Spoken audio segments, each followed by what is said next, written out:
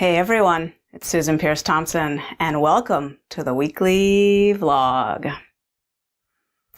I have something exciting to share with you.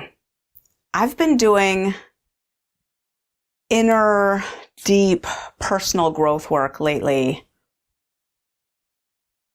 with an intensity and a pattern of results, like leaping forward in my ability to go deep inside and shift my inner landscape to a degree that I've never really experienced before. I've done a lot of inner work in the almost 25 years that I've been sober, but I've never experienced that I remember this kind of intensity. And I started using a tool recently that I want to share with you because the results it has unlocked for me are blowing my mind, just completely blowing my mind. And it has to do with fear. If you think of fear as a stick of butter, pardon the food reference, a soft stick of butter, that's been sitting out on a butter dish, overnight for days, and it's soft, right? And if you think of it being sticky and messy and corrosive, like if you smear it around, right? It's like you don't want that. You want to get rid of it. But it's hard to clean away butter, especially if it's smushed. Picture it smushed all over your plates and your silverware and your clothes and your everything. The tool I'm talking about is sort of the difference between trying to clean up that butter, like really get it gone, with a cold plastic knife or something, trying to like smear and scrape or something, versus a hot stream of water with a soapy sponge. This tool just clears away the fear. I heard about it not that long ago when I was in Durango, Colorado, at this mastermind group that I belong to. There's like 50 some odd of us online thought leaders who are trying to build movements, and we get together 3 times a year. June is always in Durango. So it was June and I was in the room with these amazing people, and Susan Garrett, who is a dog agility trainer extraordinaire, multiple world champion winning dog agility trainer who leads a huge community of dog agility trainers around the world. She shared this nugget. She said she was friends with an Olympian. The Olympian happens to be Greg Louganis. Greg Louganis. Arguably the best diver who has ever lived and competed. Greg Louganis, who swept all the diving events in successive back-to-back Olympics.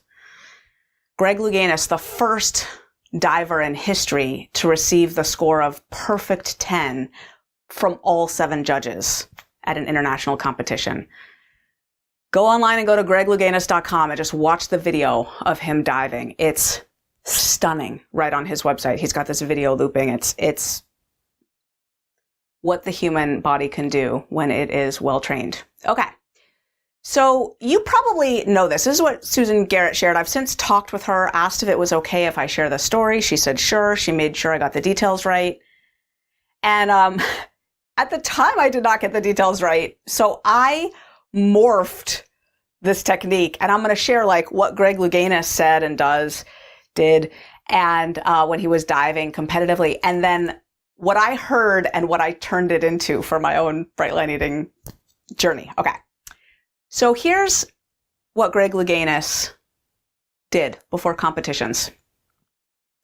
He did a visualization. Now, if you know how competitive sports works, competitive athletes do visualizations before competing because research shows it's incredibly powerful to live out an experience in the mind.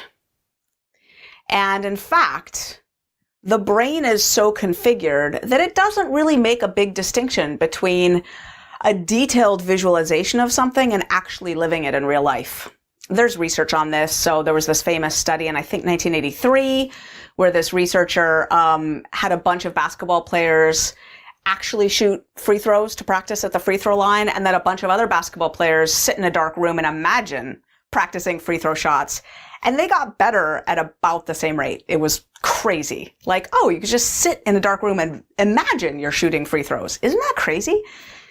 So this has been known for a long time. And so competitive athletes visualize before they compete. But here's what Greg Louganis found. He found that often in his visualizations, he would get hung up. Some kind of fear story would play, and he wouldn't be able to visualize the perfect dive in his mind because there was this static of fear. Maybe the dive went wrong and he kept getting tripped up by some kind of concern over doing it wrong. And so here's what he did. He created a door in his visualization and he walked through the door. And on the other side of that door was the fear-based world. Everything that he was most afraid of. And Susan Garrett then talked about how after you play out that scary world, that fear-based world, you can see if the version of you on the other end has some advice for you. Like, hey, here's how you could avoid this. Like, here's how you could adjust your training, your preparation, your mindset so that this doesn't come true. Okay. So here's what I turned this into over the last couple weeks. I've done several of these. And again, the grease melting ability of this process stuns me. Okay. So I've been feeling some fear, some static about some trips that I have coming up, my relationship. Like, I was getting really emotional about a bunch of stuff, and then I found myself judging myself for being emotional. And I was like, I'm going to try that visualization. And here's what I misheard. I thought Susan Garrett said, you take that ball of fear and you turn it into a shark circling you in open water. I don't know where I got this from. She says, no, I didn't say that, but this is what I heard. You turn the fear into a shark circling you in open water. So I go deep inside. I'm meditating. Susan Garrett says visualization, different than meditation. To me, I don't know. I was meditating with a visualization. I'm not sure. Okay. Anyway, so I'm visualizing this shark circling me in open water. And then the shark turns into a door. And now there's this door that I have the opportunity. Now, there was a handle on the door, a doorknob.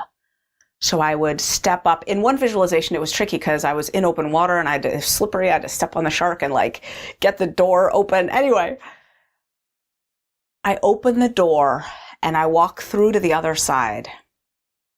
And then I play out that fear-based world in excruciating detail, exquisite detail. It's worst case scenario. I'm a mess and it goes bad this way. And then I can't recover from that. And it keeps going bad and I can't recover from that. And I play it all the way out. In one of my visualizations, there was something I was so afraid of.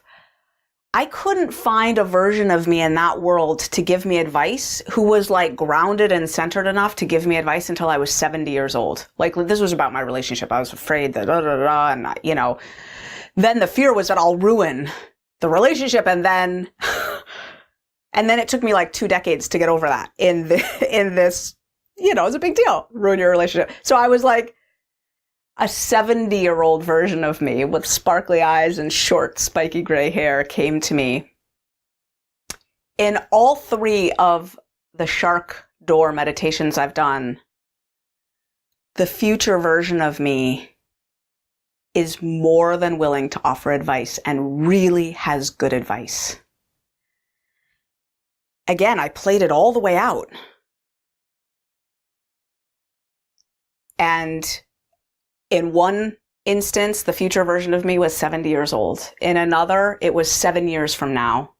And in another, it was 2 or 3 weeks from now. I just played out this little scenario and then, me dressed like this, sat cross-legged with me on the carpet and was like, hey girl,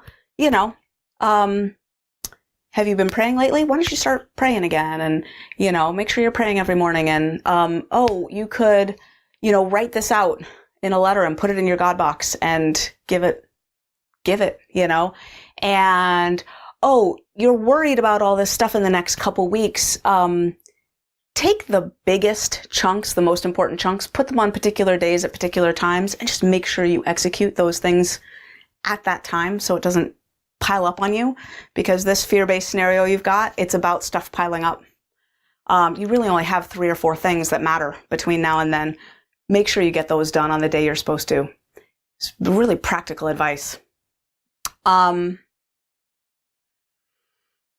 70-year-old me was like, keep doing your parts work.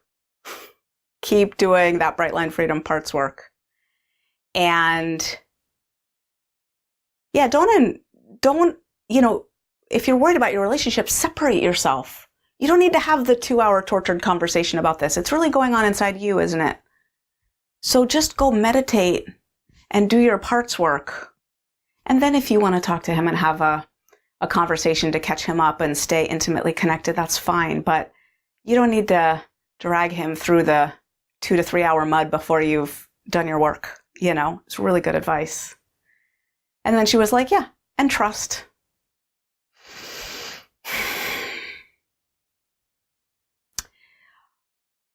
I want to mention something about visualization and meditation on specific topics. A misunderstanding in the sort of law of attraction sort of world is that it's a bad idea to visualize anything negative because you might create it. The research emphatically proves that wrong. Emphatically. As a matter of fact, a huge body of research by Gabrielle Ettingen from NYU shows that the only effective visualizations about the future take into account what could go wrong and then visualize how to course correct for that. Sitting in a chair and visualizing perfect outcomes is pretty pointless unless you also visualize what could go wrong and what you're going to do to get past that. It speaks to what the ancient Stoics used to say, which is memento mori. Translates, remember, you will die. They used to argue from a philosophical perspective that no life can be fully actualized unless the liver of that life keeps in mind his or her death regularly and deeply. Because otherwise we live in this la-la dream state that is not fully recognizing the importance of each day and the fragility of life. And how much more would each of us do if we realized, I'm not promised that much longer. So, although memento mori, remember you will die, sounds morbid, it's actually a great way to come back to this day and live it to the fullest. And what I've discovered from this meditation or visualization, sorry, Susan Garrett, visualization is the proper term, to dissolve fear, is that spending some time to really play out a worst case scenario and then learn what there is to be learned from that is perhaps one of the most valuable ways to spend 10 minutes. Over the last couple weeks, I was bound up with emotions, with concerns, with static inside myself. And in 3 shark door meditations, visualizations, it's dissolved. I stand here in front of you clear and confident and grounded and settled. So I offer it to you as a tool. Take it or leave it. That's the weekly vlog. I'll see you next week.